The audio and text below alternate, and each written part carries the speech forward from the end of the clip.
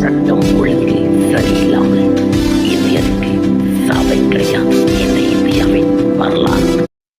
India Australia தொடர்ந்து நடைபெற்ற 4வது டெஸ்ட் மேட்சில் இந்தியா படுதோல்வி. இந்த டெஸ்ட் மேட்சில் இந்தியா ஒரு நாள் மீதம் இருக்கும் போதே இந்த மேட்சை செய்யும் அளவிற்கு இருந்த போதிலும் இந்தியா இந்த மேட்சை கோட்டை விட்டு டிரா செய்ய முடியவில்லாமல் இந்த மேட்சை தோற்றிருக்கிறது.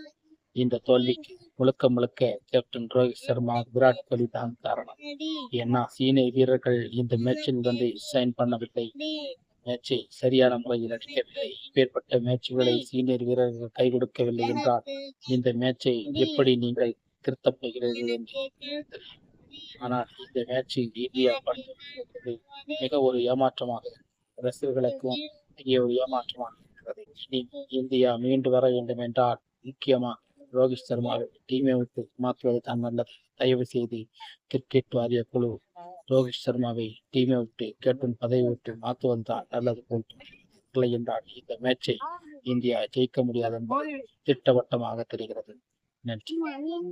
சட்டம் ஒழுங்கு சரியில்லாமல்